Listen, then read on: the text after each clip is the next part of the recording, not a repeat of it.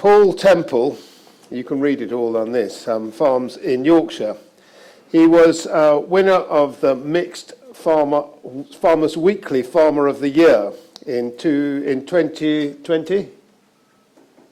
2021, 2 years ago.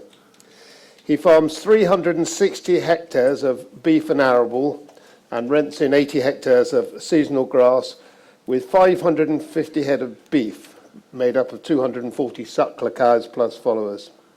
Cropping's wheat grown for seed, winter barley for home consumption, peas. Strong focus on soil biology.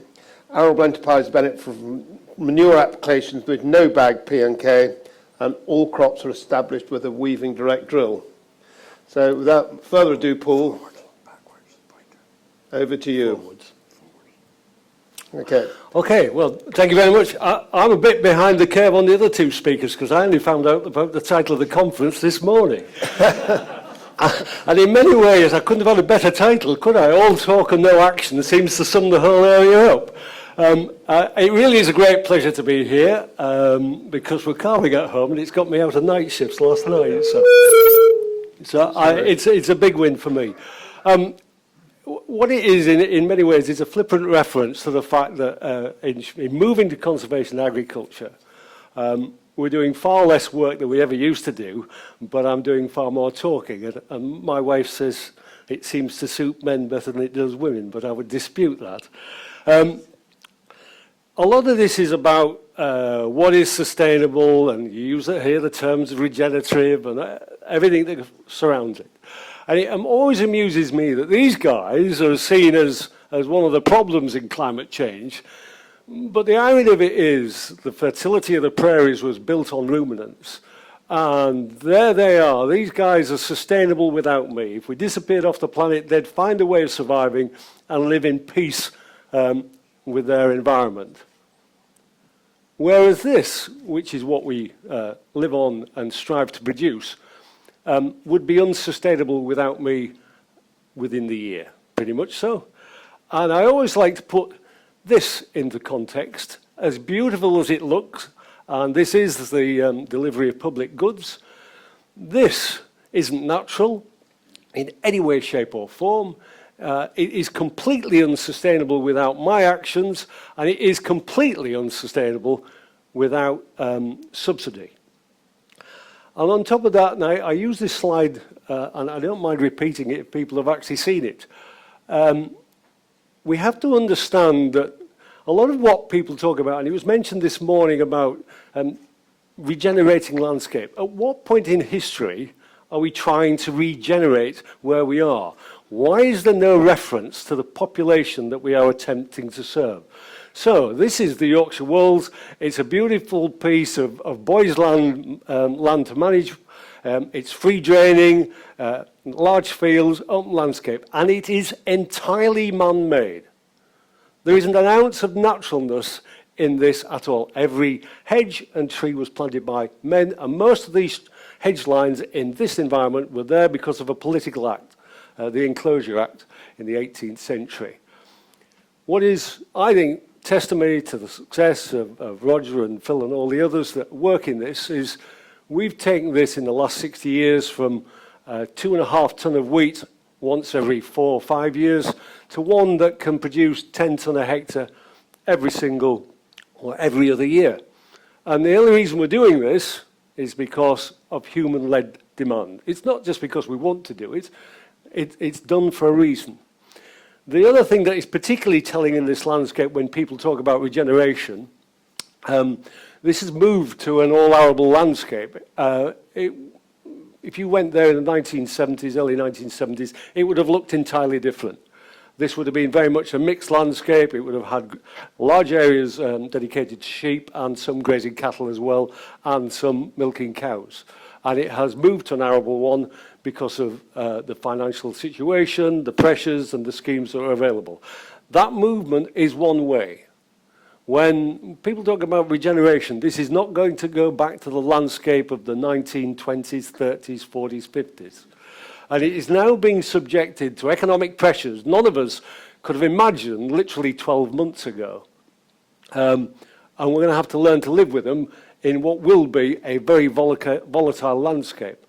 And on top of that, all of us as farmers are now being subjected to a plethora of political schemes. And I know in Scotland, your path will tread a different way to ours. But most of these schemes, I think, are going to be pretty much inaccessible to the majority of farmers, and they are going to be behind the curve of need. What we will be focused on is global markets.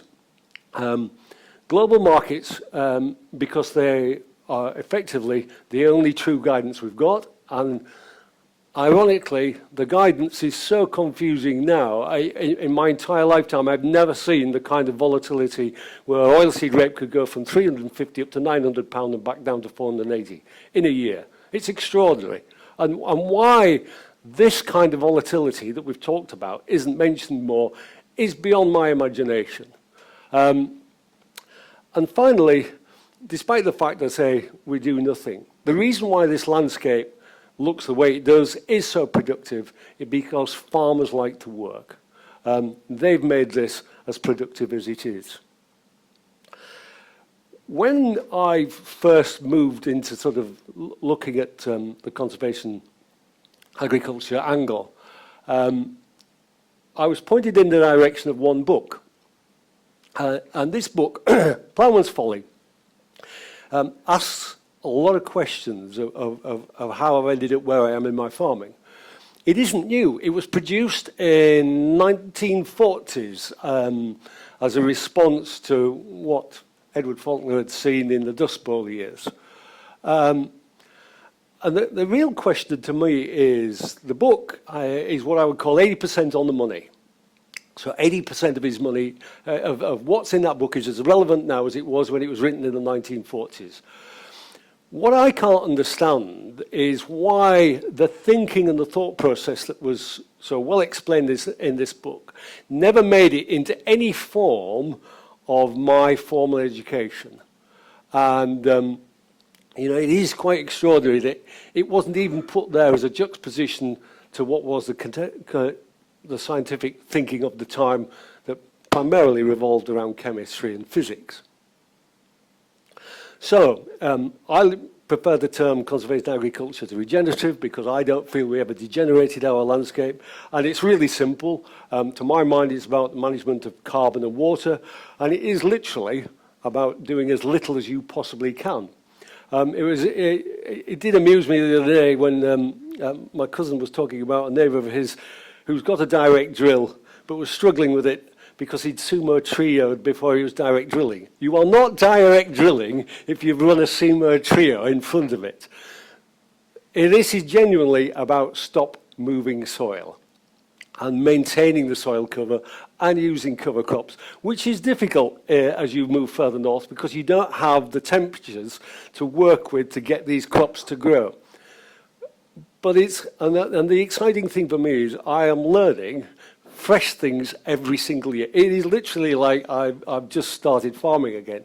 So as Roger was talking about the nitrogen that wasn't used through the growing season, our cover crops, I'm pretty sure, use some of that nitrogen. Not that I can quantify it, but we've had the best cover crops we've ever grown this year. I personally believe rotation is really important. It features in conservation agriculture, but you could put a case for continually growing a crop of wheat if you really wanted to in this process if you didn't have blackgrass. But the essence of this is about enhancing natural soil biology. And for me, the mixed farming element makes the whole process easier for very simple physical reasons. One of your biggest problems when you're no-tilling is that you're going to end up with the residue from the previous crop. If I wasn't baling the straw, I would, by preference, strip the crop. But we bale the material up so we haven't got the residue on the ground. We put it through livestock, and that material we can use to enhance soil biology. And the difficult aspect of doing nothing is the change of approach. I am a ploughman by instinct. I've sat on tractors and ploughs from the age of 8 years old. I've spent all my formative years sitting on a plough I competed in ploughs, judged ploughs, the whole 9 yards. And I have had to literally rewire what I do to being quite happy to sit in a cab at 1400 revs on the same tank of fuel for 2 days, just cutting a very small slot to put a seed in. What we were finding when we were ploughing was that as a result, particularly of 20-inch furrows, we were slowly moving downwards. And for some reason, I did feel that might be better because it was giving me more material for the crop to work with. But on some of our soils, not all of them, we were getting capping issues, whereby you'd create a perfect seed bed, heavy rain event, and then it would set like concrete, and literally the crop wasn't coming through. So I knew, despite the fact we were using residues, we were still somewhere along the line starting to lose a battle. I was obviously aware of the time, power and fuel issues that came with this change of approach. That was one of the, not the selling points, but a real reason for change, particularly as a result of Brexit. Now, when people said at that point in 2016, well, we'd better wait and see, to my mind, it was absolutely blindingly obvious what was going to happen. We were going to end up with less productive support, and we were going to have more open markets. So as a tenant farmer who borrows money, I knew I was going to have to try and cut my costs. And time, power and fuel are the essence of the cost behind establishment. So the final push that sort of persuaded me to do it was Brexit in many ways. And the farmer-to-farmer bit is really important. I'd seen it, no-till approach in North America and South America, and could see the essence of why they were doing it and the importance and the difference. But I still didn't feel that for myself in a maritime climate with primarily cold, damp soils and short of extremes, that I could make it work. And it took one particular individual in my case, and that is often the case in these circumstances, a guy called Tony Reynolds in Lincolnshire, to make that change. What's really fascinating in the change of approach is that I am a science-based person who tries to carry out good management. And yet, despite Tony, who I hugely respected, it took me 6 years before I went to his farm, having heard him talk about it so many years, to see. Why? Because what I was doing was working, was producing good results. Why should I change it? It literally only took me 10 minutes in his field for me to appreciate what he'd been telling me for the last 6 years.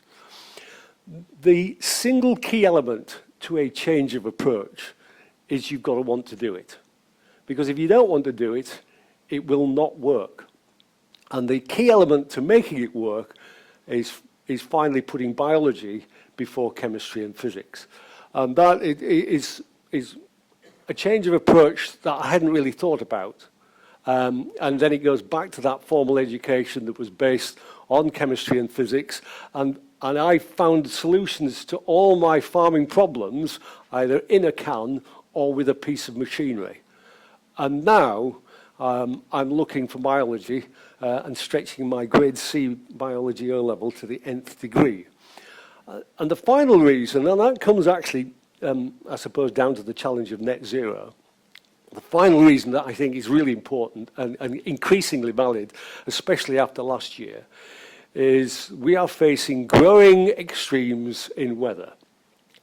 Whether there's a formal pattern to this or not, I do not know. But last summer's drought was the most serious since 1976. It was our worst grass production year ever. And yet, miraculously, a lot of our crops stood up to it remarkably well. And I think by changing our approach, by not moving that soil, we are going to see significant benefit as a result of our approach to conservation agriculture. And it is all about watching, making mistakes and learning, and it's different. And it picks up the point that Roger was saying and others have said, that each farm is individual.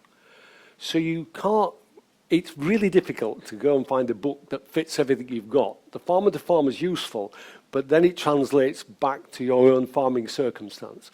And these two pictures, to my mind, sum up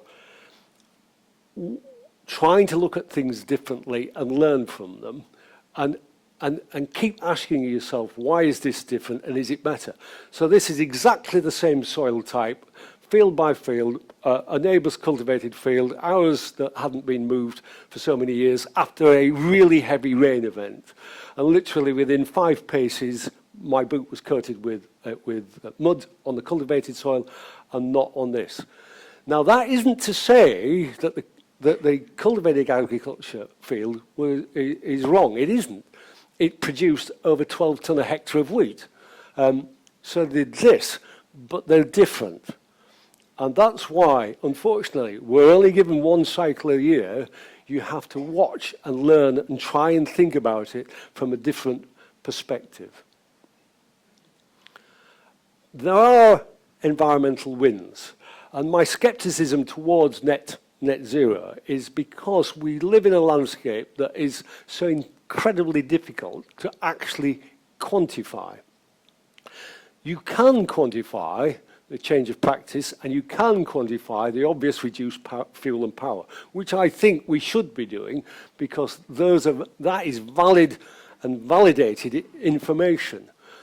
What you do know is that by not moving your soil, you will not be losing the carbon from it that you were. And I suppose one of the surprises to me was when we started organic matter testing, I was surprised some of our fields were at a higher level, but it was only until I fully appreciated the disturbance action of ploughing and opening that soil constantly up that I appreciated why. So by not moving it around, you will have carbon build, but it will vary literally within field. Never mind field from field and farm to farm. What you will have is a reduced fertilizer requirement, but again, it'll be down to the individual circumstance. That, again, is something that we're fortunate we don't need to use phosphate and potash, but we are slowly but surely coming off the nitrogen curve because we have a degree of confidence that somewhere along the line, our soils are working more effectively and more efficiently. The environmental wins with worms are probably the easiest thing to see. Again, another one of those sort of moments that sort of cleared my head was a soil pit near Cardiff, where we were looking at whether there was any compaction in the soils. And some of these soils were remarkably similar to the soils that I've seen up in Angus. Beautiful soil. There was no real problems there with his cultivation approach. But in this soil pit that was 5 foot deep, there wasn't a single worm to be seen. And so when I asked the question, why not? And he said, well, this is deep work soil. And in deep work soil, you'll have the surface worms, but you will not have a build-up of worm numbers. And when I went to Tony's farm, you put the spade in and your soil is full of worms. So you can see that build-up of worms within your soil over the years. And ironically, I did find myself worried about worms during that dry weather as to whether or not it was damaging the numbers. You start thinking about things differently. The beetles one's a really interesting one because, as with all insects, or things that live in the soil, when you disturb it, you disturb their habitat. We now have significantly more beetles. There was a lovely moment 2 years ago when I needed to move a round bale to cut a hedge, moved it, and underneath it was just a mat of beetles. And I'd never seen anything like it, having done that before, and walked across the field, moved them, and there they were. Now, that could be me feeding them with slugs, which you get lots of slugs in this situation. But what you do realise is you are getting these creatures in a place where you never had them before. And this particular hole, is the picture I've shown, is a small mammal hole in the middle of a field the day after it was drilled. It was reopened immediately because you're not moving the soil. And one of to my mind, the biggest win for us is we have now managed to move small mammals from 2 metre margins and the few environmental strips we had to across the entire farmed area. And as a result of that, we are now seeing increased numbers of raptors because they've got a food source. So to me, this process or technique is more effective than the current environment schemes on offer. And as I've said before, mixed farming, again, helps this whole process. One of my bête noires is the fact that we get huge coverage of exploring space where nobody's ever going to live in any meaningful way. And we know so little about the soil not only we live on now, but we will depend increasingly as every year goes by. And what it does is, again, it asks the question. Now, we're now getting this kind of soil test and a result at great expense that we never used before. And it tells us an awful lot of interesting things, but all it's telling me is about one handful of soil that might have come out of 10 hectares. And it's why I am really nervous about being definitive in the responses under conservation agriculture, or how we measure them for carbon, or how we relate that to net zero, because you're dealing with such small amounts. What it does, though, is raise things like, even though I believed in farmyard manures and rotations, we've only measured our organic matter for 6 years, despite knowing how important it was. Why didn't I measure organic matter before, particularly when I know how useful it is and fundamental? And I suppose there was a lovely map put up at an event I was in America, where they'd showed the field map of P and K, and then they put the yield map up, but the yield map had no relation to the P and K map. And then they put the organic map up for the field, and it absolutely transposed itself to the yield. There was no explanation why, but what it did to me was emphasize the role of organic matter is as important as any of the other nutrients that we use. The how deep do I need to measure is really important. And in many ways, the questions that Roger ends up raising in my head is, when nitrogen goes down, what's using it? Last year, we did some drainage for the first time in my entire life. We were working 4 foot down in August, and it was bone dry, but there was active wheat roots the entire 4 foot. Now, some of those are passing down through the deep burrowing wormholes so they can get down there. But again, it comes back to, when we're measuring things, how deep a profile do I actually have to measure to fully understand what I'm seeing? The role of mycorrhizae fungi is something we know so little about. I can only reflect on what I hear from people and what I read. It blows my mind what this can do, and it was fascinating in a Zoom meeting the other day that somebody was saying, am I getting, after 14 years of this, have I got too much? Is it draining too much from a plant rather than giving to a plant? So the questions are never going to end on this, but it's something that exists under conservation agriculture but doesn't when you're permanently cultivating. And the root architecture,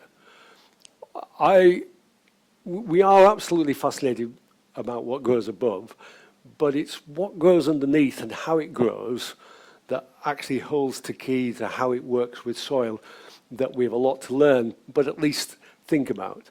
And you know, the worms and farmyard manure, to my mind, are really visual for me as an indicator of what's happening. Obviously, when you put muck on the ground, you can't cultivate it in, so you just have to work through it, and we put it on a much thinner level. It was taking over 6 months for it to disappear in the beginning. Now, within 3 months, it's gone. We have so much worm activity, they do the work. Why wasn't I ever ploughing the stuff in when there's a natural creature there that will actually do it for me? It is fascinating. Sustainability is a mindset. So, you know, the presentation from Diageo is right in the sense of we have to change our thinking, and it is about change. And these 4 or 5 phrases all came from my next door neighbours, and they're all classics. It'll never work. Well, if he looks at some of the fields, he's possibly right, but it will work because I have returned to the combine seat again. I used to find it really fascinating when I was in my 20s, being the combine driver, watching a year's work and learning from it. And as the years pass on, somebody else does it. Well, for the last 2 years, I've returned to the seat.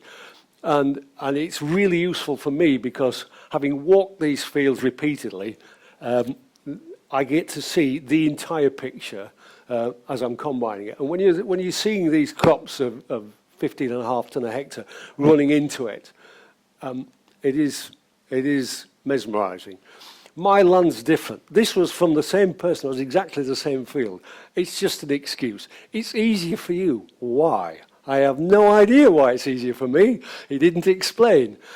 The most frustrating one, though, is I tried it once. That's the conscience get-out clause. I tried it once, it didn't work, but at least I've tried it. And then you've got livestock. Believe you me, anybody can have livestock. But it does make your life easier in this. Something will work if you genuinely want it to work. And that is the key to it. Do not do this or even attempt it if you don't want it to work. There is an element of mind games. The less you do, the more thinking time you actually have.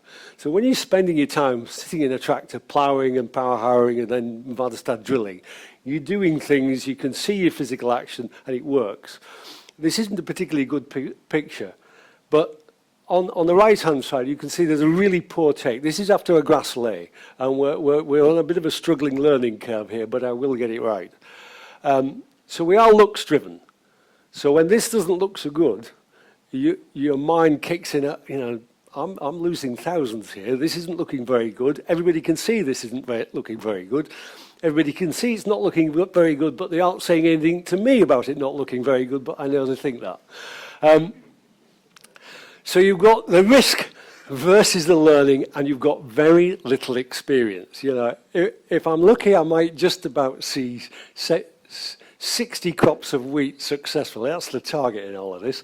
But that's not really a great deal. So it's a painfully slow learning process, and you've got to accept the risk. Now, what we have learned is where you've got a double drill and an overlap, that little bit of extra movement has made a difference. And if it hadn't been such a dry autumn, we would have double drilled all our grass lays. It was so concrete-like. It would have just burnt steel off. We love green leaf, and we rarely talk about roots. So riding up on the train here today, some of the wheats are horrifically forward, but for most farmers, they'll start talking about wheats of, things are looking well. Well, this is February, they're looking far too well. But the discussion is always about the green leaf, and it's rarely talking about the roots underneath. Now, actually, from a very wet December and January and a dry February, we should be thinking, boy, this is good news, these roots are going back down again. Because it's not too dry. The most useful soil pit that explained it or showed it to me was cereals. NIAP had a pit where they'd got hybrid wheat, barley and oilseed rape next to conventional varieties. And so with the hybrid varieties, you always get that growth and that colour. But the pit showed that the same hybrid vigour you saw above the ground was also below the ground. And that's really important because when you're growing under these conditions, you want different varieties with more vigour than you might want in a cultivated sense. And we haven't got that capacity at the moment to produce meaningful trials. I use the term biology as an art form because it doesn't work with numbers. So the beautiful thing about chemistry and physics, you put the numbers in and you get a figure out. Whether it's RB209, whether it's a piece of equipment, you can put the numbers in and get an answer. But with biology, it doesn't work like that because when you're in the open field, you've got too many variables. So it is about looking at particularly the soil from different directions constantly. And I suppose the final real challenge to me as a farming and the farming community is that we've got to pay for the talk. What I'm trying to do is use less inputs. So I know as a result that the suppliers that I rely on are going to get less trade. but they are just as important to be there. And we made the transition to paying for our agronomy for the simple reason that I needed to empower my agronomist to have the confidence to say, no, we don't need to put it on, without him being financially penalised. And the pathway, whether it's Diageo's work or chasing net zero, is the fact that we've got to value information and the data that can be generated in a way that farmers previously haven't. For those of you who are so young that haven't heard of Norman Borlaug, look him up, because what he did in many ways is as relevant now as it was when he created what he did in the Green Revolution. You'll obviously be aware of Borlaug's work and everything. You know, this is a picture of, I'm a member of an organisation called the Global Farming Network. These farmers from across the world, we met at Summit this summer. And what I find empowering in this particular group, especially this guy here, Robert Pareto, is the fact that they're carrying these practices out across the world in their own way. So they're adapting it to their own circumstances. And it is about learning from each other. You know, the future farming is based on individual solutions to our problems. But by sharing the information collectively, we've much to learn. And Summit is a lovely place to actually have the opportunity to share that information and see what it does for the world. As a farmer, we sort of tend to be at the end of products. So after 7 years of breeding, or after 10 years of developing a herbicide molecule. And we don't seem to have the responsibility for those in the areas of science that work in ag science, often under huge pressure and criticism, and yet they are critical to our future. And my reach out is the fact that we at least appreciate the level of science that goes into what we're doing and will go out in all its forms in the future. Because the challenge to us as farmers and the discussion is what are the facts that we actually need to know. And my final slide, this is a picture of a minor miracle. This is where I got this so far wrong, it was untrue. This is a crop of wheat after oilseed rape. It was a huge crop of rape that was chopped, dense mass of rape material on the ground. That's hard enough as it is to establish a crop of wheat. I managed to make the job 10 times harder by spreading some unrotted straw manure on it. And my men doubled that by getting the application wrong by half. So they'd put twice as much on. And I literally looked at this field and thought, and explain, you know, language I can't use, but we got this wrong. This will never grow. And I know we were helped with the dry summer, but this wheat grew through virtually 70 mil of ground cover. And it is astonishing. And I get absolute pleasure walking across this because I know we are heading in the right direction with our soil health, and that maybe conservation agriculture is worth it, for all the heartache it can occasionally give you. So it is all talk and doing nothing. I've just got 240 suckler cows to keep me busy. Thank you.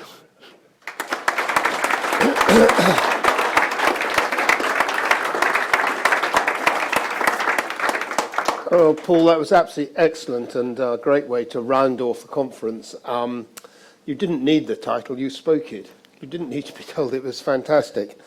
I'd like to I can relate to two of your slides. The first one is sustainable without me.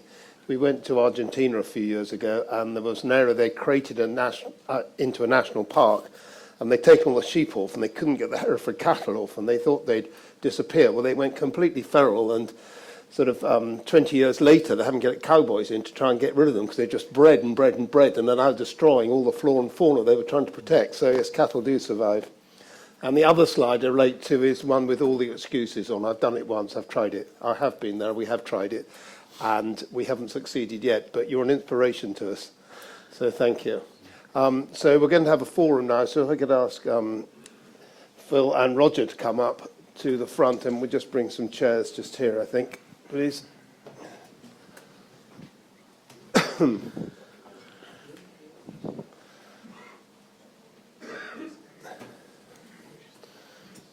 sit at the end, maybe. You sit there, that's fine. There we are. Okay, thank you. You got enough, Roger?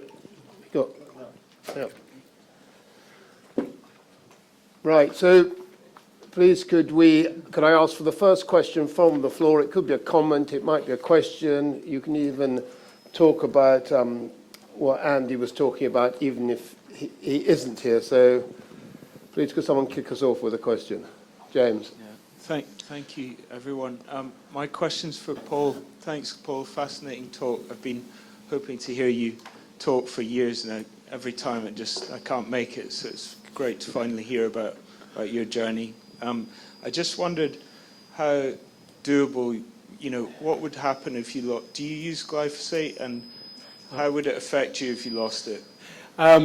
It would be all but impossible without glyphosate, without a shadow of doubt. And it is possibly the single weakness of it. It's not that it's impossible, but we use it. But we are very mindful in how. And I think I can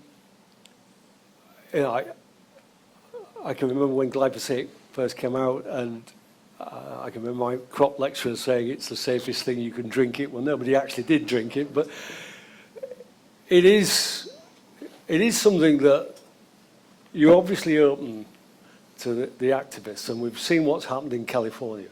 But I was with the head of Bayer's crop science, and he put it neatly. If Bayer at any point in time thought that that product was unsafe, they would have pulled its production, and they didn't, because they know it's safe.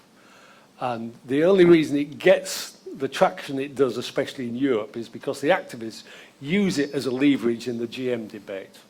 It's hugely frustrating because it walks us out of the science of the situation. I don't think the other speakers have anything to add to that. No. Right. Yeah, I've got a quick question for Paul as well, actually. Just what is the situation with your grass weeds on the farm now with reflection to sterile brome and blackgrass, etc.? Is that becoming a problem? Blackgrass, we are still at hand rogable levels, so we grow for seed.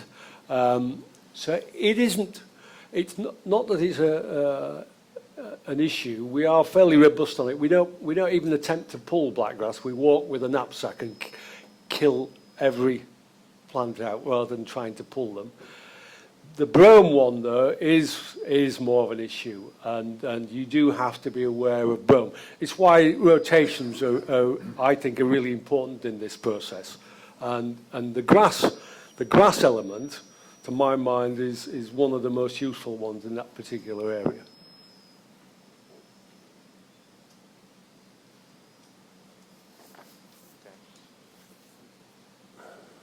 The question for Phil. Let's assume everyone in the room adopted the techniques that Paul's been talking about here this afternoon. Would that change your approach to breeding and the traits that you'd be looking for varieties coming through? Would you have to go back to ground zero in terms of phenotypes and the materials you'd be selecting? Well, it would certainly provide a unique set of challenges. We'd have to look at adapting our selection criteria and our trialing networks to feed in that information into our GS models to start with. We'd look for more characteristics, traits that are better suited to those agricultural practices. So again, I mean, it would provide a challenge, but if wheat is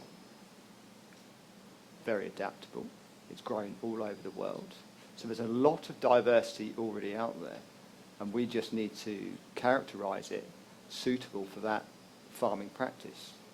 So it would make some changes. Certainly there'll be maybe more emphasis on the subterranean aspect, But again, some of the issues we are currently dealing with, we will still be dealing with. But yeah, it would certainly give us something else to consider. But I mean, having listened to Paul's talk, it certainly sounds a pleasant way of doing things. Paul, can I ask you a question about deciding how much nitrogen you're going to put on your particular crops? Do you use any of Roger's sort of calculi for deciding the optimum level of nitrogen? And does your enhanced organic matter and things contribute, do you think, to... Yeah, we were using around the 220 kilograms a hectare mark, and we got down to 160 kilograms last year, partially on the sort of the cost of it. I think that there isn't any set rules in any of this. You happen to be behind the curve, so we do tend to use a bit of nitrogen for oilseed rape on some of our soils in the autumn, but we don't use more as a result of that because we don't feel we lose it. After the grass lay, we still haven't cracked. There's some toxicity effect we haven't quite got to the bottom of, and so we do use a hint of nitrogen to help the crop, but we aren't using more in total. So I would imagine we'll be pretty much on the, as crops look in the ground now, I do not anticipate using more than 160 kilograms.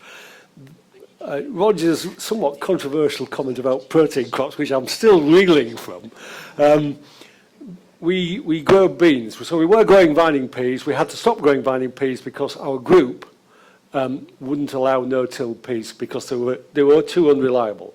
So we switched to beans, and beans are superb in a no-till situation because they have such a powerful root, and they do leave a significant nitrogen benefit. I can't measure, but we will definitely allow 40 kilograms plus for winter beans. And I don't think you're over worried about the emissions from the beans by the next user. No, I mean, I'm not concerning with myself. I mean, again, you have a different plant architecture, or a different plant growth under conservation agriculture. So the crops I was looking at coming up on the train, all after the plough or heavy cultivation, looking superb, lush and vigorous because they can grow quickly. You know, the ability for the roots to move through that soil profile and then them grow is there. When you direct drill, it's another week coming out. It's painfully slow to grow. It will never become too forward in the autumn. You can drill as early as you like in the autumn because you will never get too forward a plant. So you have to sort of judge your nitrogen rate accordingly. I was going to ask whether you've seen trends in yield yet, or is it too soon? The trends are, if you get it wrong, it's disastrous. if you get it right, it will be at least as good. So, maybe one of these days I ought to enter yen just to sort of prove a point. What it will show up mistakes far more easily if you've got it wrong. And Tony Reynolds very wisely said to me, look, don't expect no-till and worms to bail you out of a drainage problem. They won't. What they'll do is make it worse. And he's right, because the act of cultivating adds a basic level of drainage that we've always been able to rely on our low-lying fields. Well, we've had to accept that we're going to have to do some proper drainage, and we have done, and it has made a huge difference. So what it does show you is you get it wrong and you'll be penalised. But if you get it right, then you've got the benefits. And the benefits are, we don't really use 2 zeros. We can just about stretch 2 fungicides. I'm never ruling out insecticides out, but we haven't used an insecticide now for 3 years, and we have high pollen beetle pressure. And whether we're brave enough not to use growth regulators, I'm not quite there yet because I'm the combine driver and I don't want flat stuff. So. And what about slugs? Slugs are a nightmare. You have to watch them and be ahead of the slug curve.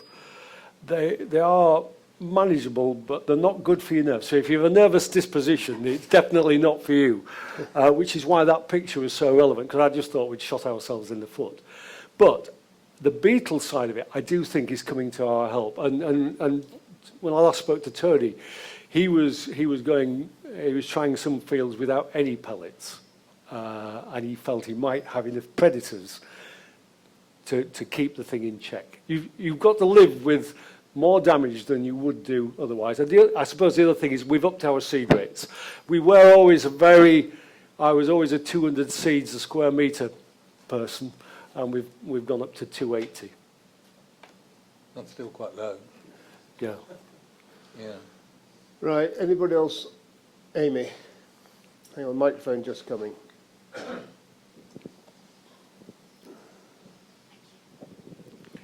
So question to all three, and it's on the point of data. You mentioned that, Paul, and Phil, you'll know the value of it, and you've spent a lifetime accumulating it.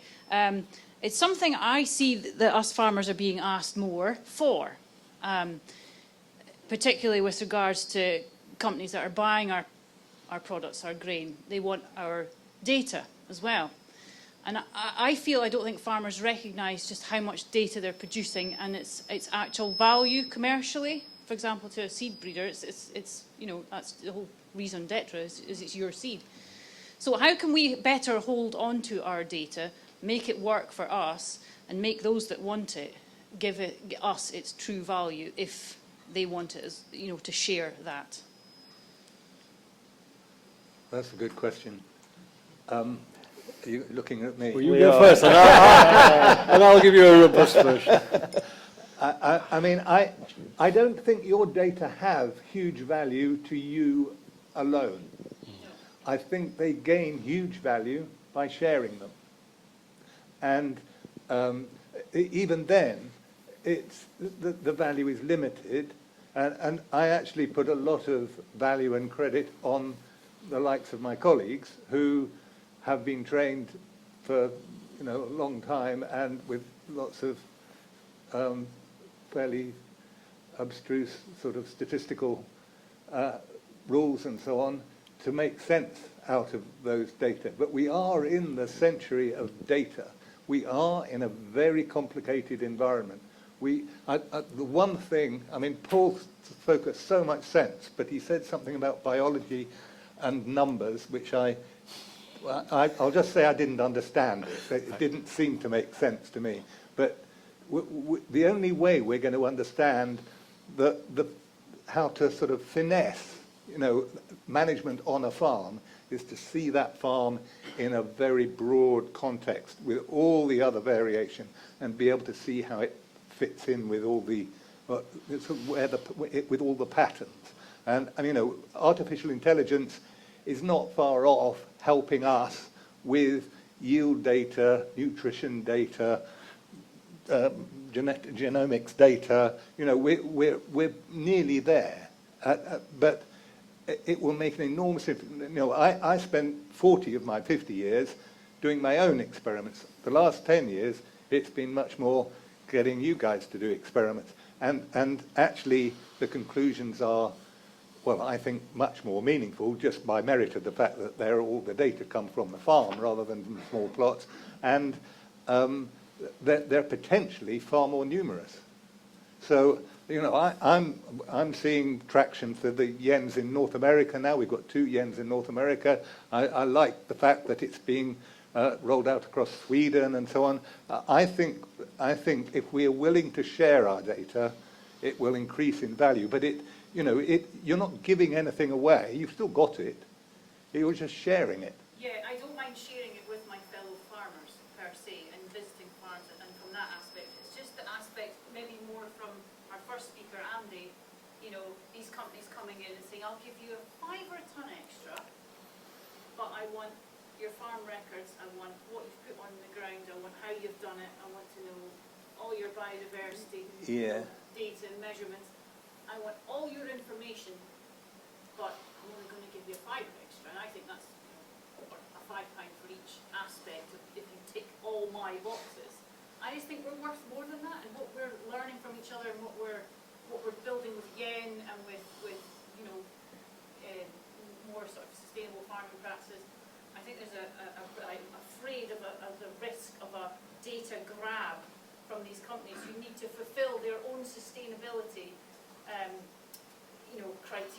commitment to government or whatever, and they're doing it via us without perhaps proper reward. Yeah, in a way, you're doing a deal, aren't you? It's just like any other deal. It's not to get the raw end of it, though. But so, you've got to strike the right price.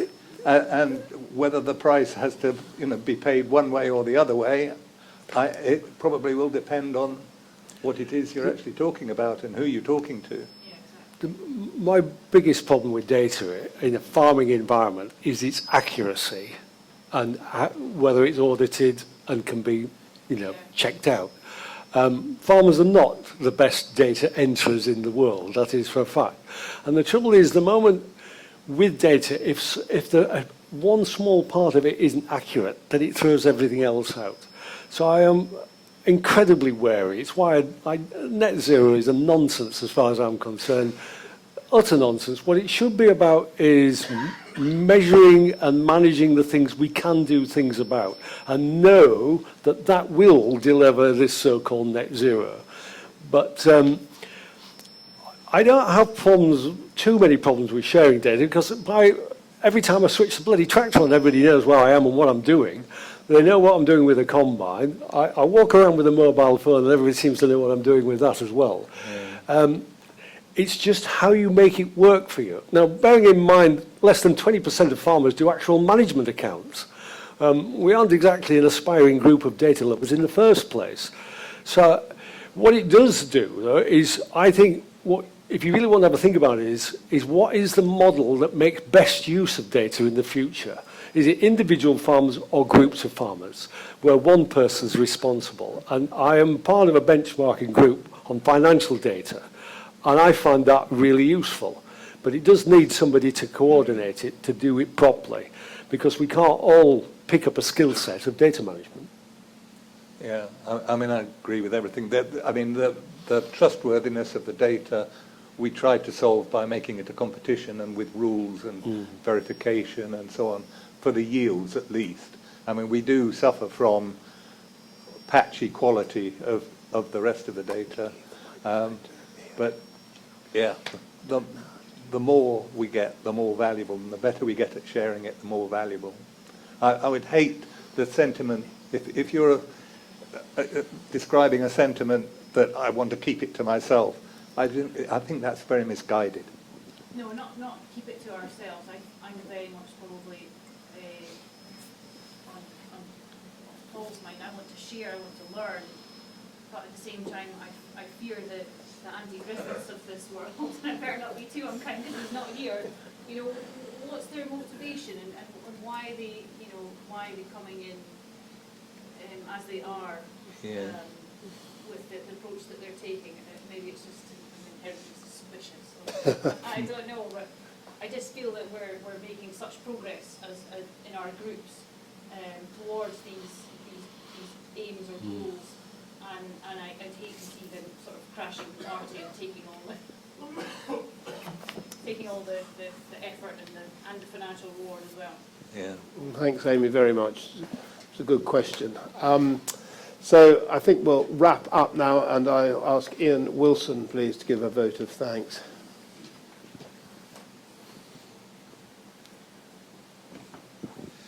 Okay, guys, I think we've all had a very thought-provoking day. I hope you've all taken something out of it. It really is good to see quite so many of you here. A few thank yous to finish the day. First of all, a big thank you must go to the bank, our main sponsor, for their continued and valued support. Excuse me. Also got to thank the hotel here. They looked after us well at lunchtime and kept that nice and smooth. I'd like to thank the speakers, Andy, Roger, Phil and Paul. They've all travelled a long way. I know Phil took 4 trains to get here, so that's a fair effort just to come and speak to you. Roger, all the way from Argyll, that well-known wheat growing place. Paul, again, all the way up from Yorkshire. We were lucky enough this summer, the Scottish Agronomy Study Tour visited Paul. So not only thank you for speaking today, but also thank you for having us in the summer. It was a really enlightening visit, and I think today again was a very refreshing look at conservation agriculture. And I think he probably summed up what everybody else was saying today. You know, there's so many options, so many things out there, but if we don't want to do it, it'll not happen. So hopefully that you've all taken something from this.